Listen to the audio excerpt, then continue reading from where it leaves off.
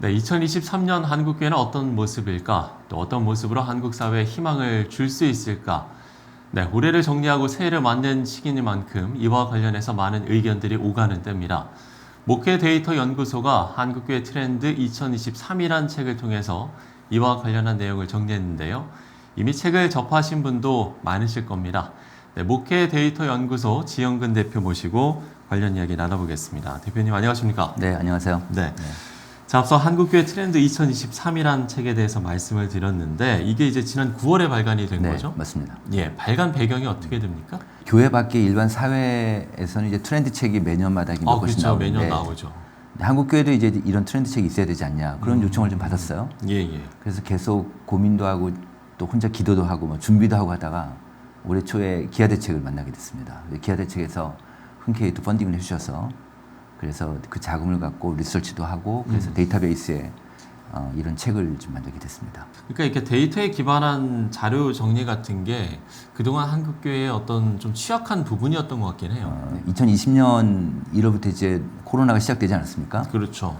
그때 이후로 갑자기 한국교회가 이제 막 불확실성 속에서 막 교회도 못 나가게 되고 온라인 예배 들어오게 되고 이러다 보니까 그 불확실성이 확 올라가다 보니까 목사님들이 데이터에 대해서 관심들이 확 올라왔어요. 아. 그러면서 제가 이제 저희 연구소에서 매주마다 주말 그 주간 리포트가 계속 나가는데 구독자 수가 확 올라오는 거예요. 근데 데이터라는 거는 미래를 예측하는 기능이 있어요.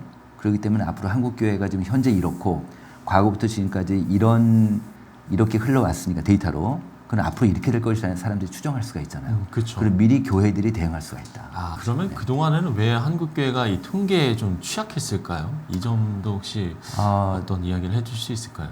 그동안 통계 데이터를 다루는 전문적인 직업군이나 네네. 그런 분야가 그동안 없었죠. 어떻게 보면은 저희 목회 데이터 연구소가 처음으로 이제 시작이 된 건데 어떤 흐름상 한국교회도 이제 이런 쪽의 영역이 좀 개발해야 되고 발달돼야 된다는 그런 어떤 시대적인 요청인 것도 같습니다. 예, 2023년이 사실 코로나 이후에 이제 비로소 뭔가를 좀 제대로 시작하는 출발선이지 않나 뭐 이런 생각도 해보게 되는데 코로나가 가져온 한국교회의 큰 변화라고 해야 될까요? 어떤 점을 이야기해 주시겠습니까? 일단 가장 먼저 우리한테 큰 변화는 온라인 예배가 들어온 것 같아요. 온라인 신앙. 소위 얘기해서 우리가 듣도 보도 못한 온라인 신앙이 들어온 거예요.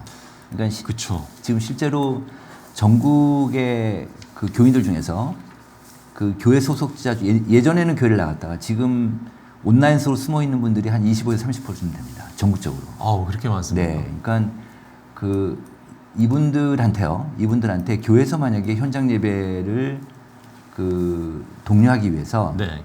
온라인 예배를 끊으면 어떻게 할까요? 이렇게 물어보면 한 40% 정도가 그런 다른 교회로 옮기겠다고 얘기를 하고 있어요. 그 정도로 이제 온라인 신앙이나 온라인 예배가 이제 하나의 예배로 정책되는 게 가장 크다고 볼 수 있고요. 예. 이러다 보니까 한국 교인들 전체적으로 신앙 수준이 약화됐어요.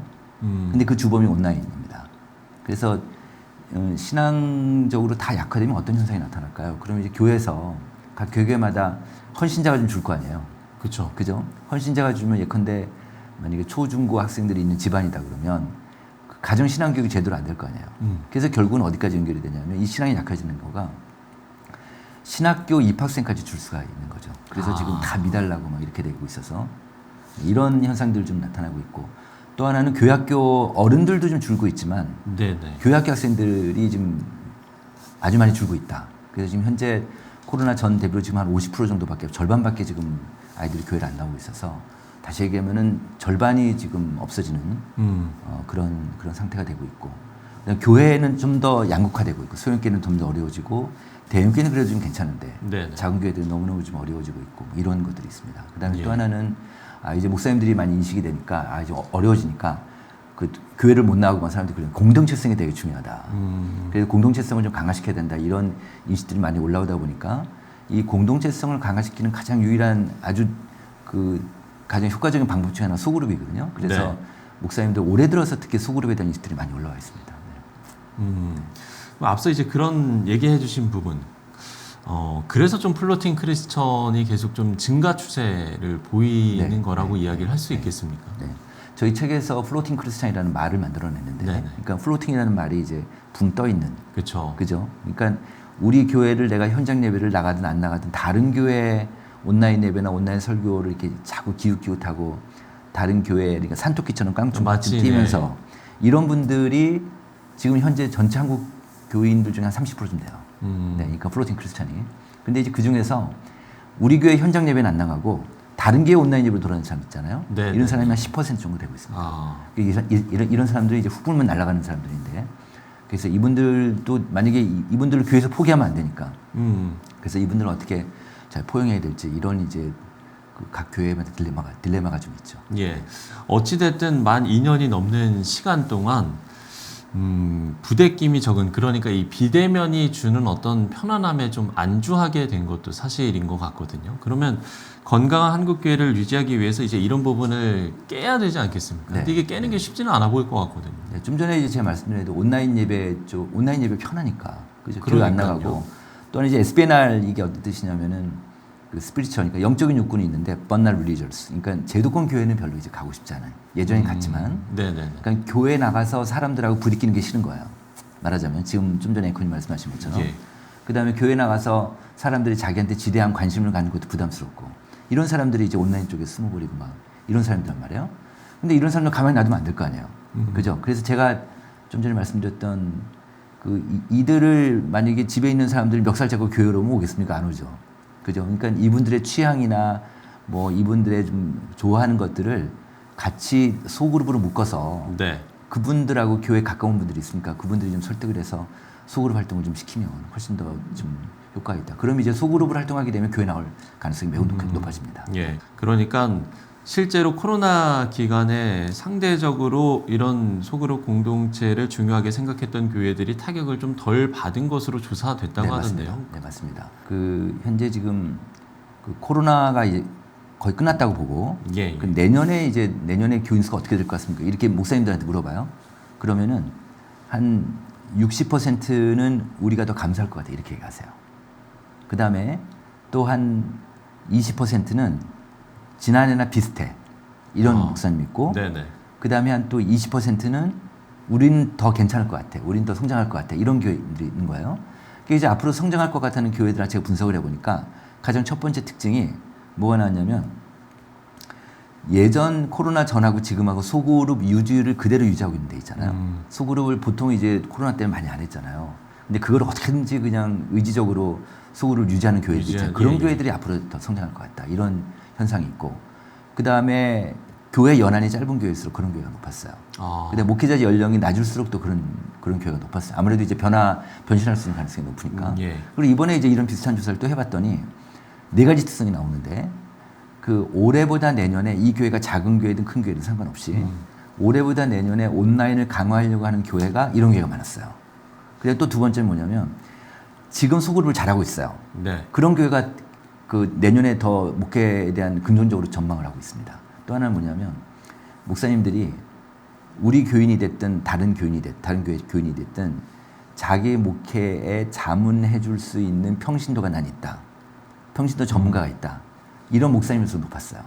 또 하나는 목회 비전이 약간 뚜렷한 분보다 아주 뚜렷하게 갖고 있는 분들이 이런 교회가 높았습니다. 이게 하나 이제 내년도 앞으로 교회가 성장해야 되는 그런 DNI라고 할까요? 이렇게 되는데 점점 더 교회는 나눠질 거예요. 점점 더. 그러니까 제 판단에는 잘 되는 교회도 있지만 안 되는 교회도 있을 거 아니에요? 그렇죠. 근데 지금 코로나 시대에는 안 되는 교회가 더 많단 말이에요. 이제는요, 모델이 없어요. 저 보니까. 전통적인 방식이 안 되는 건 알고 계세요. 그런데 어떻게 해야 될지는 아무도 모르세요. 그러니까 우리 교회가 어느 한 시도에서 성공했으면 그게 모델이 될 수 있어요. 지금은 각자 도생의 시대다. 이제 사회랑 똑같이. 이제 뭐 노예 전체가 잘 되고 노예 안 되고 이런 게 아니라 개교회마다 전략을 잘 세우고 시스템 잘 갖추고 있고 예를 들어 공동체성이 강하고 이런 교회들이 살아남을 수 있겠다. 한국 사회에 대한 이야기를 또 뭐 해보자면 지금 뭐 한국 사회가 경제 위기를 비롯해서 양극화 문제, 뭐 MZ 세대나 시니어 문제, 기후 문제, 뭐 여러 가지 정말 현안들이 있는데 이런 문제들, 이런 현안들이 교회도 고스란히 좀 중요한 과제가 됐다고도 볼 수 있을 것 같습니다.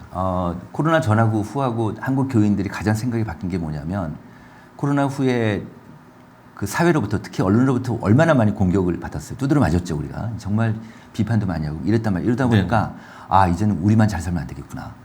그러니까 교회 담을 좀 낮춰서 사회하고 좀 소통해야겠다. 지역사회하고 소통해야겠다. 우리가 지역민들이 뭘 원하는지 진짜 알아봐야겠다. 뭐 이런 생각들에서 소위 얘기해서 공적 역할들, 교회 공공성들이 많이 올라가 있어요. 네. 특히 목사님보다는 성도들이 많이 그런 인식이 많이 올라갔어요. 그런 측면에서는 굉장히 고무적이죠, 사실은. 근데 이제 목사님들 입장에서는 교인들이 우리 소위 얘기해서 MZ세대. 그러니까 그 MZ세대만 해도 완전히 저희 기성세대가 이제 아날로그 세대라고 하면 이 MZ세대들 교회 학교 아이들 완전 디지털 세대지 않습니까? 그러니까 어떻게 보면 목사님들 입장에서는 이 정말 대화를 할 수 없는 아날로그 세대하고 디지털 세대가 지금 우리 사회가 전체 공존하고 있잖아요. 이 두 세대를 같이 품어야 되는 그런 어려움이 있으신 것 같아요. 그러니까 이거를 이쪽에 맞추면 이쪽이 불만일 거고 이쪽에 맞추면 이쪽이 불만일 테니까 어떻게 이거를 하나된 통합적으로 잘 품고 이 목회를 가는가가 이제 앞으로 굉장히 아주 좀 큰 요인이 될 것 같다. 이런 생각이 들고 또 하나는 이제 여러 가지 사회적인 제가 좀 전에 말씀드렸지만 이런 사회적인 영향을 많이 받고 또 인구가 감소되고 하다 보니까 네네. 우리 사회가 모두가 양극화되잖아요. 잘 사는 사람 더 잘 살고 못 사는 사람도 못 살고 교회도 마찬가지예요. 교회도 잘 되는 교회는 잘 사는 교회는 더 잘 되고 어려운 교회들은 어려운 교회는 더 못 살고 저희가 데이터를 보니까 심지어 29명 이하의 이런 소형교회는 아주 어려워요. 그래서 이 교회들은 뭐 거의 좀 죽어가고 있다고 할까요? 네, 이렇게 좀 나오고 있습니다. 예.